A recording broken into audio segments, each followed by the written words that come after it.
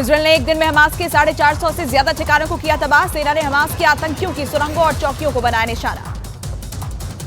उत्तरी गाजा के इलाकों पर इजरायल के हवाई हमले तेज, रात भर बरसाते रहे बम, धमाकों से दहला उत्तरी गाजा। इजरायल की सेना गाजा शहर के काफी अंदर तक घुसी। गाजा के सिटी सेंटर और शिफा अस्पताल के बेहद करीब पहुंची आईडीएफ। इजरायल की सेना के प्रवक्ता का बड़ा दावा, अल-शिफा अस्पताल में हमास आतंकियों के छिपे होने का दावा किया। आईडीएफ चीफ ने कहा, आतंकियों को कहीं से भी ढूंढ निकालेंगे। फिलिस्तीन के स्वास्थ्य मंत्रालय का दावा, 7 अक्टूबर से अब तक 10,000 से ज्यादा फिलिस्तीनियों की हुई मौत। इजरायल के 1400 लोगों की मौत हुई।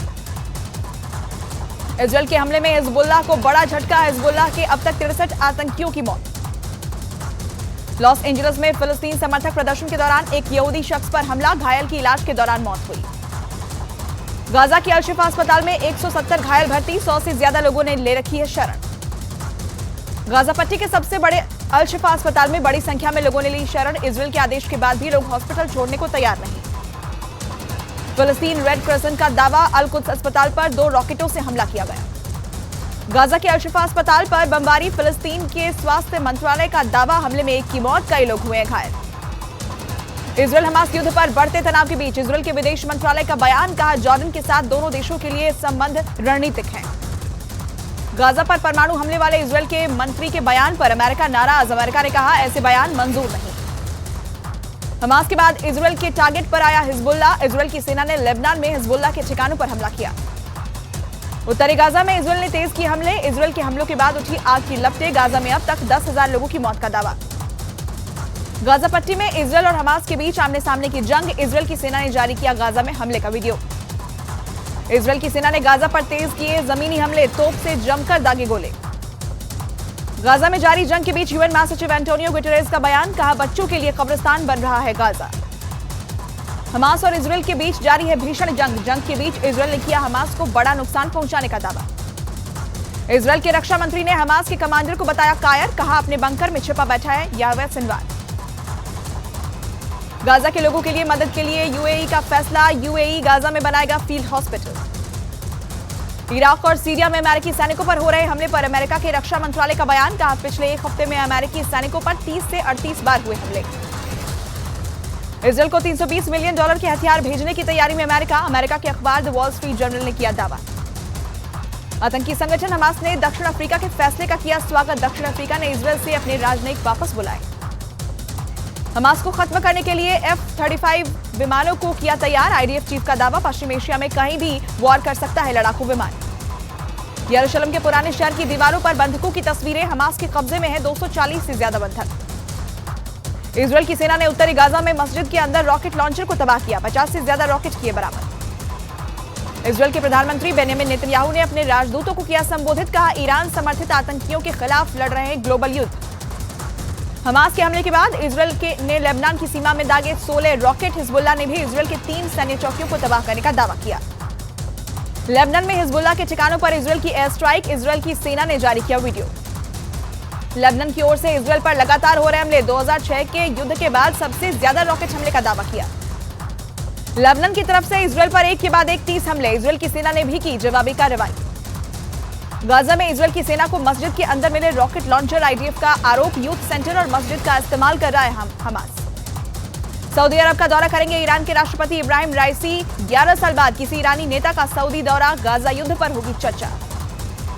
गाजा शहर के रिहायशी इलाके में बड़ा विस्फोट। आसमान में छाया धुएं का गुबार। कई किलोमीटर दूर तक सुनाई दी विस्फोट की आवाज। इजरायल की सेना ने गाजा सिटी को चारों तरफ से घेरा। हमास के खात्मे को लेकर तेज किए गए हमले। लेबनान के आतंकी संगठन हिजबुल्लाह के आतंकी का किया गया अंतिम संस्कार। इजरायल के हमले में मारा गया था आतंकी कमांडर। इजरायल की सेना के हमले में हमास के दीर अल बलाह बटालियन का कमांडर ढेर। आईडीएफ ने वीडियो जारी करके हमास कमांडर को मारने का दावा किया। इजरायल के प्रधानमंत्री नेतन्याहू का बयान, कहा युद्ध के बाद पूरे गाजा की सुरक्षा की जिम्मेदारी इजरायल की होगी। नेतन्याहू ने कहा कि युद्ध के बाद गाजा में एक सैन्य बेस भी बनाया जाएगा, जिससे गाजा में रह रहे इजरायली नागरिकों की सुरक्षा होगी। सीरिया में अमेरिका की सेना के ठिकानों पर हमले जारी। एक रिपोर्ट का दावा, यूएस सेना के बेस को लगातार बनाया जा रहा है निशाना। इजरायल के प्रधानमंत्री बेंयामिन नेतन्याहू ने एक बार फिर युद्ध विराम से किया इनकार। नेतन्याहू ने कहा कुछ देर के लिए रोक सकते हैं हमले, लेकिन हमास के खात्मे तक नहीं होगा सीज फायर। इजरायल हमास युद्ध के बीच प्रधानमंत्री नरेंद्र मोदी ने ईरान के राष्ट्रपति से फोन पर की बात। ईरान ने गाजा में युद्ध विराम के लिए भारत से की कोशिश करने की अपील। जॉर्डन ने फिर दी इजरायल को चुनौती, कहा गाजा और वेस्ट बैंक से फिलिस्तीनियों के विस्थापन की कोशिश होगा युद्ध का ऐलान।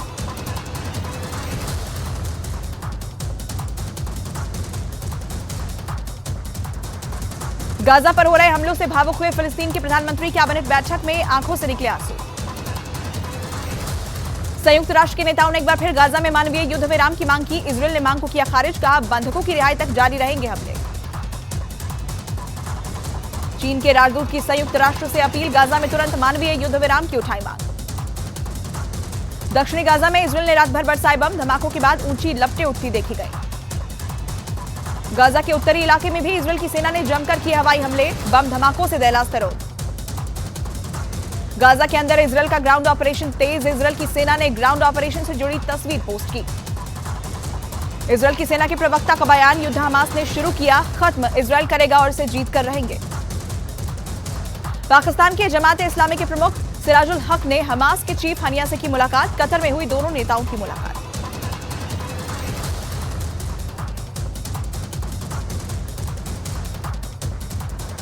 तेल अवीव पर रॉकेट से हुए हमलों को इजरायल ने नाकाम किया, इजरायल के डिफेंस सिस्टम आयरन डोम ने मिसाइल आसमान में ही रॉकेट को तबाह किया। इजरायल की सेना ने जारी की गाजा के लोकल लोग और हमास के आतंकवादियों के बीच बातचीत की रिकॉर्डिंग, हमास पर गाजा के लोगों को बाहर निकलने से रोकने का हुआ जिक्र। हमास के साथ जारी जंग में इजरायल को बड़ी कामयाबी, इजरायल की सेना ने हमास के नियंत्रण वाली चौकियों पर किया कब्जा, हमास के कई आतंकवादियों को भी मार गिराया। हमास के जंग के बीच इजरायल का बड़ा दावा, पिछले एक महीने में हमास ने इजरायल पर दागे 9,000 से ज्यादा रॉकेट। इराक में अमेरिकी एयरबेस को बनाया गया निशाना, खबरों के मुताबिक अमेरिकी सेना वाले अल असद एयरबेस पर रॉकेट से किया गया हमला।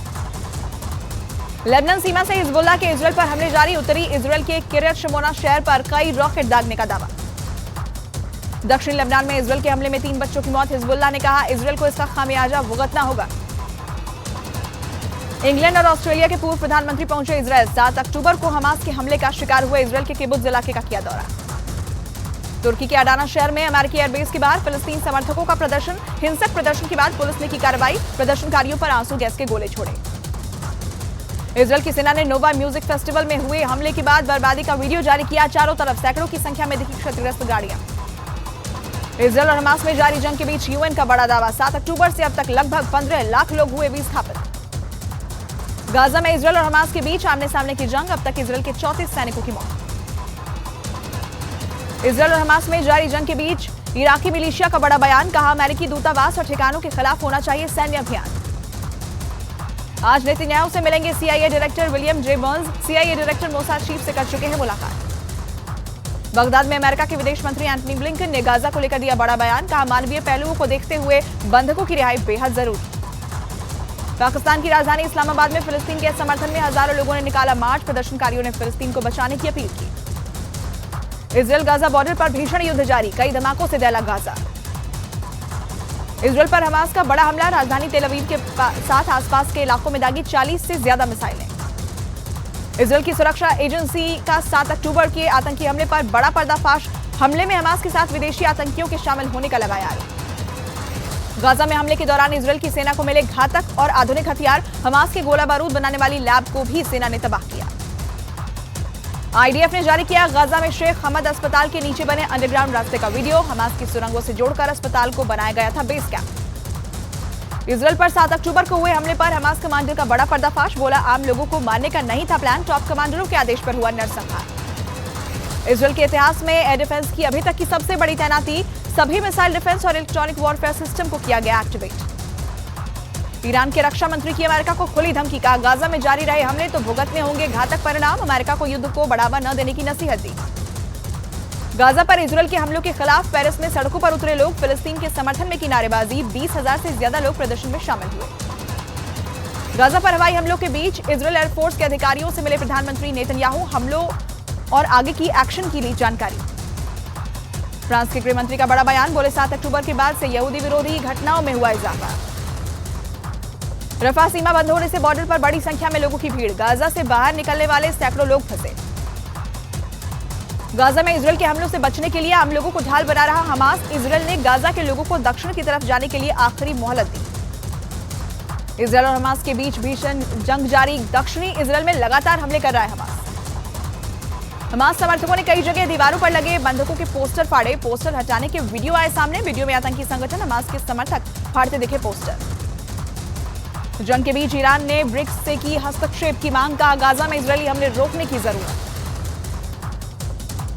इजरायल ने जारी किया हमास की हैवानियत का वीडियो। पिता को मारने के बाद महिलाओं को बच्चों को पीटते दिखे हमास के आतंकवादी। गाजा में फंसे 12 ऑस्ट्रेलिया के नागरिक सिडनी पहुंचे। दोस्तों और घर वालों ने किया जोरदार स्वागत। रफा सीमा पार करके गाजा से सुरक्षित ऑस्ट्रेलिया पहुंचे।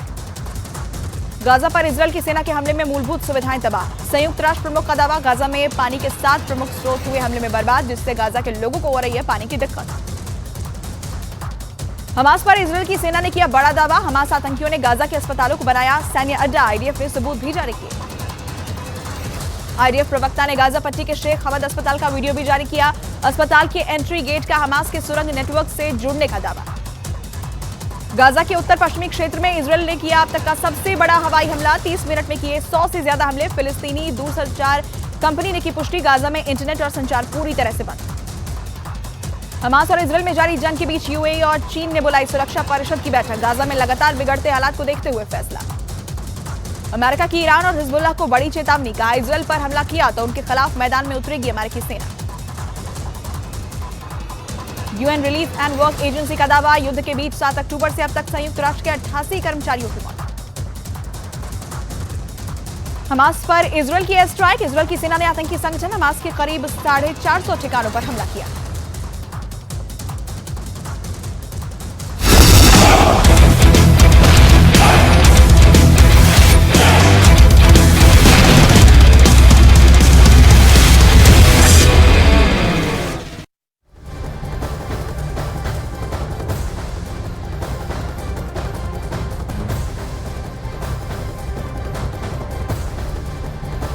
छत्तीसगढ़ में पहले चरण की विधानसभा चुनाव के लिए वोटिंग जारी है। आज विधानसभा की 20 सीटों पर वोट डाले जा रहे हैं।